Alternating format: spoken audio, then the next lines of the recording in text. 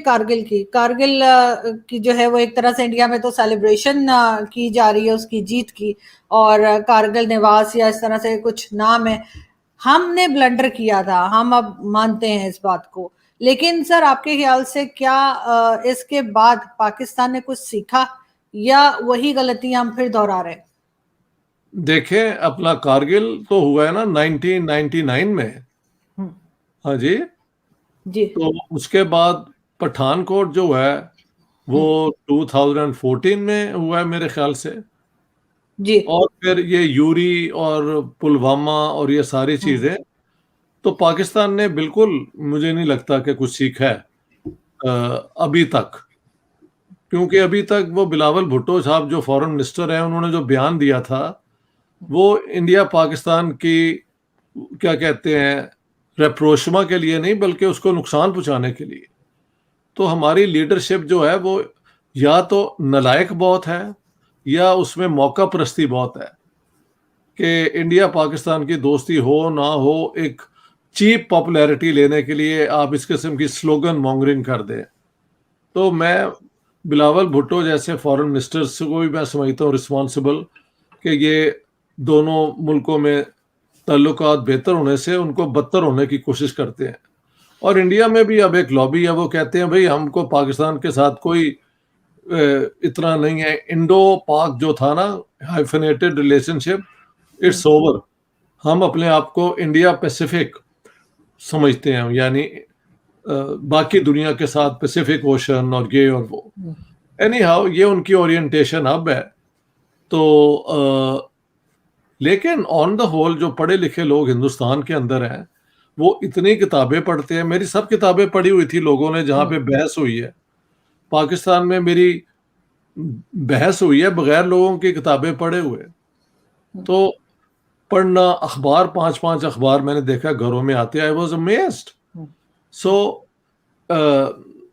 इस तरह मैं समझता हूँ। और ये कारगिल जो है, कमिंग बैक टू कारगिल, तो ये बहुत बड़ा ब्लंडर है। मैंने कहा कि पहले 65 वॉर ने में पाकिस्तान ने जो अपनी तरक्की हो रही थी ना इंडस्ट्रियल, उसको उन्होंने एक नुकसान पहुंचाया जिससे वो आज तक रिकवर नहीं किए।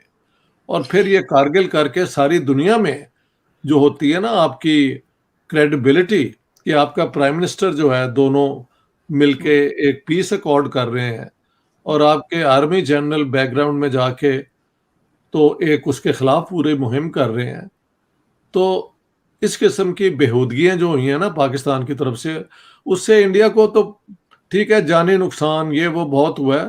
फिर कारगिल के अंदर क्योंकि ये जाके बैठ गए थे, वो क्या कहते हैं, पहाड़ियों के ऊपर, तो नीचे से जो उनको अटैक हिंदुस्तानियों ने किया या करना पड़ा, उसमें बहुत जाने गई हैं इंडियंस की भी। और अगर ये बेनजीर भुट्टो को माना जाए तो वो कहती हैं 3,000 से ज्यादा पाकिस्तानी मारे गए थे। तो जीरो रिजल्ट निकला। और इंडिया ने अब सेलिब्रेट कर रहे हैं तो ठीक है, बट इट सर वाज वो हर साल करते हैं। जी। बिल्कुल सर, वो हर साल करते हैं सर, वो उसको अपनी जीत मानते हैं, हर साल करते हैं। लेकिन सर नवाज शरीफ की गवर्नमेंट थी सर, रोका क्यों नहीं नवाज शरीफ को? ऐसा कैसे हो सकता है कि प्राइम मिनिस्टर ने ये कहा कि मुझे तो मालूम ही नहीं था जिस वक्त कारगिल हुआ है? उनको इन्फॉर्म किए बगैर आर्मी चीफ जो उस वक्त के थे जनरल परवेज मुशर्रफ, उन्होंने अटैक किया और नवाज शरीफ का कह रहे हैं मुझे पता नहीं था। साथ सर क्या ये बात भी ठीक है कि हमारे फौजियों की जो डेड बॉडीज थी वो लेने से इनकार किया गया पाकिस्तान की तरफ से? बिल्कुल बिल्कुल, मेरी जो है ना गैरिजन स्टेट किताब, उसमें बयान है ब्रिगेडियर नायर का। उन्होंने कहा कि जब ये हुई, अपना कॉन्फ्लिक्ट शुरू हुआ, तो जो ये पाकिस्तानी मारे जाते थे, तरीका ये है कि जब जंग हो रही हो ना, आज वो असूल है कि after the end of the battle दोनों साइडें अपने अपने डेड और इंजर्ड को ना उठाने का हक वो देती हैं, राइट। क्योंकि रूल्स ऑफ वॉर भी तो है ना दुनिया में, बैटल करने के। तो वो कहते थे पाकिस्तानी तो क्लेम ही नहीं थे करते उनकी डेड बॉडीज, कि हमारी आर्मी नहीं लड़ रही है तो मुजाहिदीन है। तो मुझे उन्होंने बताया कि फिर हमारे कुछ यूनिट में मुसलमान फौजी यूनिट भी हैं। वहां से हमने मौलवी बुलाए जिन्होंने उनका नमाज जनाजा पढ़ाया और उनको दफन किया गया। बाद में पाकिस्तान ने एक्सेप्ट करना शुरू कर दिया कि वाकई ये हमारी वो हैं सोल्जर्स। फिर प्रॉपर जो है प्रोटोकॉल के मुताबिक पाकिस्तानी झंडे में उनको वो करके वो उनकी डेड बॉडीज दी गई। ये इट्स टू वेल नोन। ये कहते हुए मुझे बहुत अफसोस भी होता है, बेकार मारे गए लोग दोनों तरफ, नीचे से ऊपर चढ़ने तक भी अपना इंडियंस को बहुत जानी नुकसान हुआ। तो एनी हाउ पाकिस्तान का ऑब्जेक्टिव फेल हो गया और इंडिया ने अपनी वो बात मनवा ली, तो वो उसको सेलिब्रेट एज अ विक्ट्री करते हैं, ठीक है। बिल्कुल, लेकिन सर उसके बाद जैसे आपने कहा और हमें भी मालूम है कि कई बार उसके बाद दोबारा हमारे यहाँ से गलती हुई, लेकिन इस वक्त आपने खुद भी, आप अभी इंडिया से आए हैं और इंडिया में जिस तरह से वो आगे बढ़ रहे हैं और हम ये सब कुछ करके हमारा क्या हाल है वो भी दुनिया के सामने है। तो सर आखिर मिला क्या, मतलब इसमें कौन नहीं, इन्वॉल्व है, पाकिस्तान की एस्टैब्लिशमेंट? जी जी देखें, अपना मेरे ख्याल से 23 जुलाई को मेरे दोस्त हैं वहाँ इंडिया में, राजन खन्ना, पीछे से वो खानदान ये लाहौर का ही है, सैयद मिठा बाजार का। तो उनसे बहुत प्यार हो गया उनकी फैमिली से। उन्होंने कहा चलें, आपको ताज महल होटल जो है ना, उनका बहुत बड़ी एक आइकॉन बिल्डिंग है, वहाँ पे चल के ना चाय कॉफ़ी पीते हैं। खैर हम चले गए वहाँ पे, लेकिन यकीन माने कि व्हेन आई वाज एंटरिंग वो सारा, तो मुझे एम्बेरसमेंट भी हुई, क्योंकि ये जो लश्कर तैयबा के जो आए थे वो टेररिस्ट, इन्होंने वहाँ ही एंटर करके और गोलियां चला के बेतहाशा लोग मार दिए थे। 170 पीपल। ना सिर्फ ताजमहल, एक लियोपोल्ड रेस्टोरेंट है वहाँ, एक नरीमन पॉइंट या कुछ है जहाँ पे, और रेलवे स्टेशन पे मारे गए। और मुझे याद है उस रेलवे स्टेशन पे एक बच्चा रो रहा था, 11 साल का, वो मुसलमान था, कह रहा था मैं और मेरे अब्बा 11वीं का जो है ना वो उर्स जो शेख अब्दुल कादर जिलानी का होता है, जैसे 11वीं शरीफ भी कहते हैं, हम वो मनाने के लिए जा रहे थे बॉम्बे से, तो ये अटैक हुआ, तो मेरे वालिद की भी डेथ हो गई। इन्होंने ये नहीं देखा कि कौन मारा जा रहा है, भेज के। और अचीवमेंट क्या हुई? नथिंग। पाकिस्तान को सिर्फ दुनिया में नोटराइटी यानी बदनामी हुई और उसका नाम पड़ गया Pakistan is a terrorist state. तो पाकिस्तान ने कभी, यहाँ के leader Jinnah included, have never had a vision. मुल्क तोड़ना था, तोड़वा लिया, ये काहे के लिए बना है कोई क्लियर नहीं है, और वो आज तक चलता आ रहा है। So it all begins with Jinnah and not Liaquat Ali Khan as some people would like to believe. ये टू नेशन थ्योरी की ही एक वो चीजें हैं कि यू कैन नेवर एक्सेप्ट कि भाई हम यहाँ के रहने वाले हैं, चले हम मुसलमान हैं, वो हिंदू हैं। कल्चर वाइज, सिविलाइजेशन वाइज ये मिली जुली सिविलाइजेशन ही बनी थी, मुसलमान भी आए और फिर यहाँ के होके रह गए। हम क्या अरब हैं? हम जाए ना कोशिश करें अरबों को मनाना है, वो कहते हैं यार यू आर हिंदीज, अभी तक वो पाकिस्तानी कहते हैं। सो विच इज अ फैक्ट। लेकिन पाकिस्तान में पता नहीं क्या इनकी, कौन पढ़ाता है इनको, कौन इनको सिखाता है, कोई अकल की बात मैंने नहीं देखी वहां से होते हुए। बिल्कुल ऐसा ही है। लेकिन सर इसमें कारगिल वॉर जो हुई थी, तो आपके ख्याल से उसका जिम्मेदार कौन थी? गवर्नमेंट थी, सिविलियन गवर्नमेंट थी, या अगर आर्मी चीफ ने भी किया था तो क्या पूरी स्टैब्लिशमेंट उस वक्त की जनरल परवेज मुशर्रफ के साथ थी? क्योंकि इन चीजों का जो कुछ हुआ, जैसे बम्बई अटैक और कई दूसरी हादसे जो हुए हैं भारत में, उसका खमियाजा या उसका रिजल्ट इन लोगों ने नहीं भुगता जिन्होंने किया। वो मेरे और आपके आम जैसे आम सिटीजन जो हैं, हमें फेस करना पड़ता है जब लोग हमारे मुंह पर आके या हमें बात करते करते अचानक से कह देते हैं भाई हम आपका कैसे भरोसा करें। बिल्कुल तो सही। ये चीज मुझे बहुत शर्मिंदगी होती है। कई बार मेरे बड़े अच्छे और बड़े, जैसे कहना चाहिए बेस्ट फ्रेंड्स तक मुझे बात करते करते अचानक कहते हैं, चाहे मजाक में कहते हो, कि भाई तुम्हारा क्या भरोसा। तो मुझे बहुत शर्मिंदगी होती है। मुझे हिंदुस्तान में कई जगह तकरीरों होते हुए लोगों ने खड़ा होकर कहा कि सर आपकी बातें, अमन होना चाहिए, हिंदुस्तान पाकिस्तान के लोग खराब नहीं है, वहाँ हुकूमत का मसला है। लेकिन हम कैसे आपका भरोसा कर सकें जब हमने कोशिश की है पाकिस्तान ने किसी ना किसी तरीके से उसे सैबोटाज कर दिया है। Kargil is one, Pathankot is another, और फिर आप भूल रही हैं 2008 में ये जो ही हम अब बता रहे हैं टेररिस्ट अटैक हो गया, ये वो भाई व्हाट, देखें एक कहते हैं देयर मस्ट बी कोहेरेंट, यानी एक जैसी फॉर्मेट में आपका डिप्लोमेटिक मूव क्या होगा, आपका पॉलिटिकल मूव क्या होगा, आपका डिफेंस मिलिट्री मूव क्या होगा।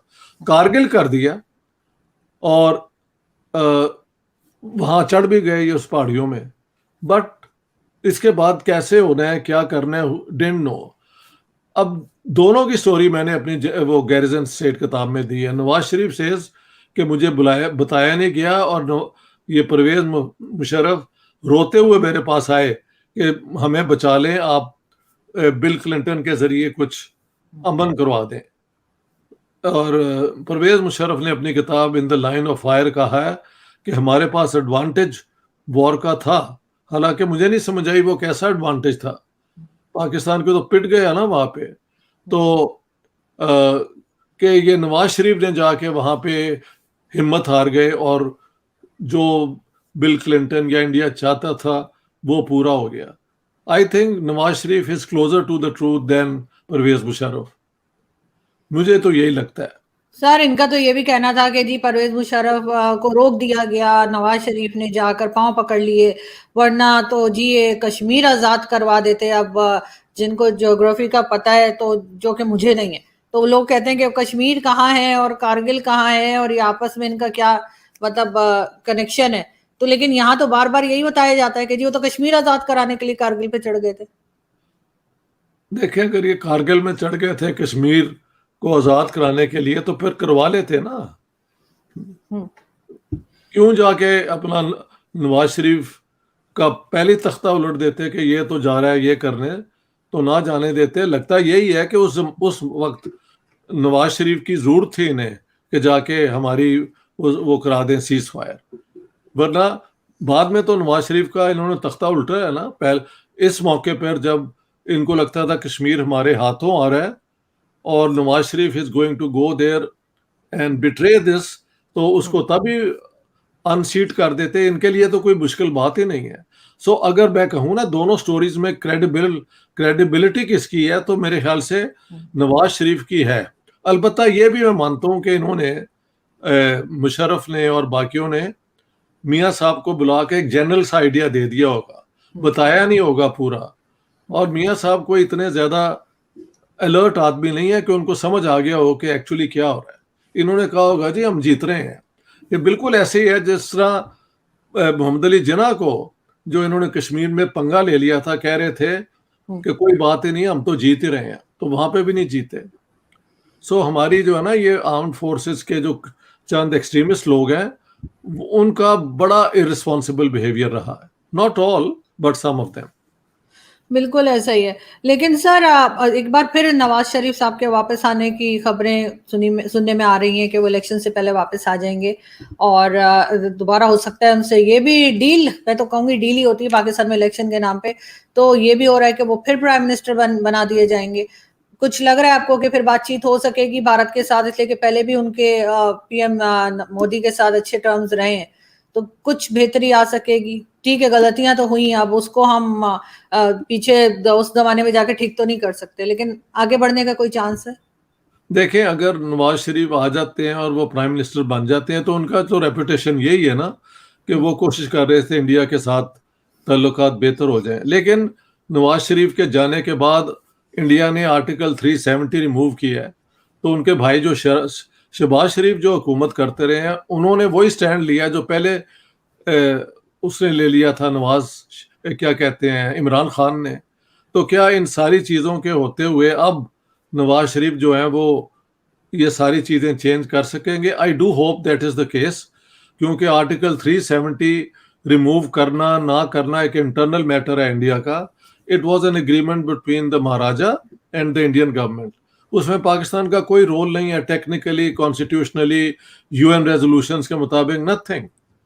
तो अब देखें क्या होता है। लेकिन नवाज शरीफ अगर प्राइम मिनिस्टर बन जाते हैं, तो एक चांस है कि इंडिया के साथ दोबारा नॉर्मलाइजेशन शुरू हो। सर आप इंडिया जाने से पहले पाकिस्तान भी आए थे कुछ टाइम के लिए, तो जी। आपकी जिन लोगों से मुलाकात हुई आपने उन्हें कैसा पाया? क्या वो लोग अभी भी इस चीज पे बिलीव रखते हैं या नहीं कि टू नेशन थ्योरी जो थी वो बस एक चूरन था जो खिलाया गया अपने लिए, कुछ अपनी पॉलिटिकल पावर के लिए या अपने कुछ गेन करने के लिए, चाहे वो मिस्टर जिन्ना हो या उस वक्त के जो भी लीडर्स थे उन्होंने? जो तो समझदार लोग हैं वो तो बहुत देर का समझ गए हुए हैं, और लेकिन वहाँ पे अभी भी अगर अब वो क्या करें, वो टू नेशन थ्योरी को अगर ना माने तो क्या पाकिस्तान गलत बना? मैंने कहा यार बन गया है पाकिस्तान, बना टू नेशन की बुनियाद पे है। टू नेशंस का एक्सपेरिमेंट भी आपने करके देख लिया है, लेकिन तारीख के भी तो चंद फैसले होते हैं ना। अब India doesn't want Pakistan to return, बिल्कुल नहीं। और मेरे ख्याल से पाकिस्तान में भी कोई ख्वाहिश नहीं है कि हम इंडिया का हिस्सा बन जाएं। लेकिन दो स्टेट्स के होते हुए नॉर्मल रिलेशंस बन जाने, आना जाना रिलैक्स हो जाए, और वो क्या कहते हैं, ट्रेड शुरू हो जाए, तो दो मुल्कों में इस तरीके से ताल्लुकात बेहतर भी हो सकते हैं प्रैक्टिकल तरीके से। बिल्कुल, लेकिन सर उसमें ज़ाहिर है कि जो पिछली गलतियाँ हैं और अभी तक आपने देखा कि बिलावल भुट्टो के टाइम तक यही बात होती आ रही है। लेकिन हो सकता है कि उसमें वो इतने मैच्योर नहीं हैं और एज़ अ फॉरेन मिनिस्टर काम करने का कोई तजुर्बा नहीं है।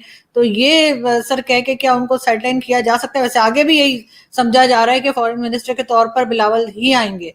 तो सर हमारे यहाँ तो हर चीज़ हम अमेरिका और सऊदी अरेबिया से बात करके करते हैं। तो क्या वहां से अमेरिका या उधर से कोई प्रेशर आ सकता है कि दोनों कंट्रीज आपस में टर्म्स ठीक करें, हिंदुस्तान पाकिस्तान? इस पे भी इंडिया में एक पॉइंट ऑफ व्यू है कि वेस्ट के अंदर भी शायद कोशिश है कि ये दोनों एक दूसरे से दूर ही रहें। आई डोंट नो, क्योंकि ये कंस्पिरेसी थ्योरीज है ना। और लेकिन इंडिया और पाकिस्तान की गवर्नमेंट्स तो अपने आप को अगर आज़ाद समझती हैं तो वो तो इसके खिलाफ फैसला कर सकती हैं ना अपने इंटरेस्ट में। भाई पाकिस्तान इतना बड़ा मुल्क है, हाँ जी, इतनी बड़ी हमारी फौज है, इस पे हमला करके हरा देना पाकिस्तान को नॉर्मली आसान नहीं है, ये मानना पड़ेगा।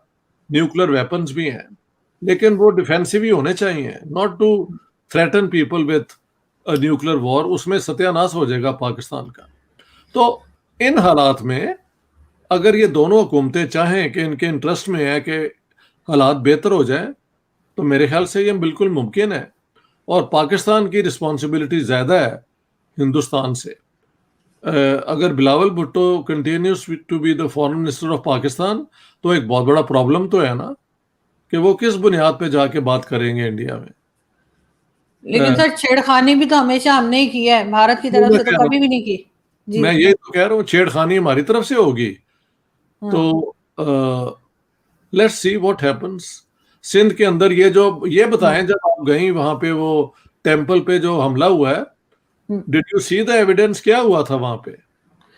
सर मैं वहां पे गई हूँ, मैंने थोड़ी सी वहां से वीडियो वगैरह बनाई। जो वहां पे उनकी देखभाल करने के लिए जो लोग थे, यानी जो रिस्पॉन्सिबल बताए जा रहे हैं कि जिन्होंने बेच दिया या क्या कर दिया, एक रेखा नाम की कोई खातून है, वो वहां नहीं थी। कहा गया कि जी बारिश है क्योंकि, तो वो नहीं आई है, और कल भी बारिश है तो वो कल भी नहीं आएंगी। लेकिन पूरा उन्होंने बिल्कुल मैदान कर दिया था, मतलब सब कुछ खत्म कर दिया, वहां पे कुछ नहीं छोड़ा है। और लोग थे बहरहाल, और थोड़ा बहुत उन्होंने बंद कर रखा है, लेकिन कुछ होता हुआ दिखाई नहीं दे रहा। वो जगह सुना है कि बेच दी है, कुछ इस किस्म का कोई चक्कर चल रहा था वहां पे। ये तो कौन, कोई रेखा है खातून जिन्होंने बेच दी है या क्या है? हाँ जी, वो कह रहे हैं कि उन्होंने बेच दी है वो जगह।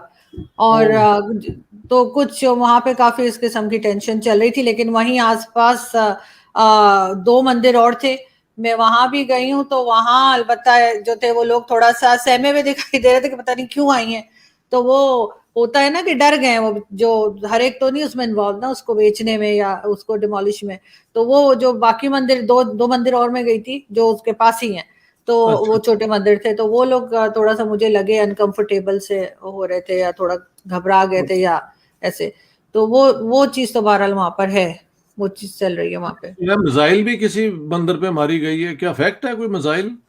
सर कहा तो जा रहा है, लेकिन वो कराची में नहीं, वो कहीं अंदरूनी सिंध वगैरह कहीं का बताया जा रहा है। मैं तो कराची गई थी, ये मंदिर तो वेरी कराची में है। Sad, very sad. वो एक बाबरी मस्जिद के जब हुआ था तो सारे पाकिस्तान के मंदिर इन्होंने गिरा दिए थे। अब हाँ। दोबारा ये इन्होंने शुरू किया है, काहे का बदला ले रहे हैं यार मंदिरों से। तो सर पूरे फिर इंडिया में भी मस्जिदें गिरा देनी चाहिए अगर ऐसा ही, अगर यही बदले का तरीका है तो।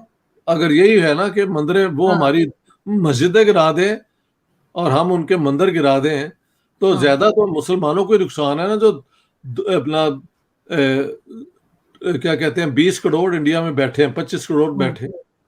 मगर ये क्या क्या अकल की कोई बात होगी? यानी दुनिया जो है इन चीजों से आजाद होके आगे बढ़ रही है। हाँ। ये मंदिर मस्जिद गिराने के चक्कर में सियासत हो रही है। ये मेरे ख्याल से हमारे इलाके की जो है ना पसमानदगी ज़हनी, उसकी निशानी है। सर उसके इसमें कोई अलावा जो सर सिंध में लोग रहते हैं, 2-3 फैमिलीज को तो मैं जानती भी हूँ, कराची में भी हैं, और उनसे मैंने बल्कि शोज भी बनाए थे उनके साथ। उनकी जमीनों पे कब्जा कर लिया है, और सिर्फ वो इस वजह हिंदू से है, कि वो हिंदू है और वो कुछ कर नहीं पा रहे। जी। तो गवर्नमेंट ऑफ पाकिस्तान कहाँ है, गवर्नमेंट ऑफ सिंध कहाँ है, ये कहाँ है ये लोग? सर उनको, आपको आपको लगता है कि यहाँ पे माइनॉरिटीज कोई मैटर करती हैं इनको?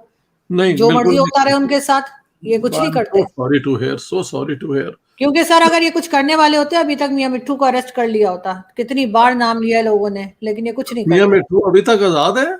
बिल्कुल अभी तक आजाद है, दंदनाता फिर रहा है और वही हरकतें कर रहा है। और वो बेचारे जो हैं, उनमें से एक फैमिली जो है उनकी बेटी उठा के ले गए। वो बेचारे बार बार मुझे कांटेक्ट करते रहते। अब तो मुझे कह रहे थे कि मेजर गौरव का नंबर दे दें, हम उनसे बात करें।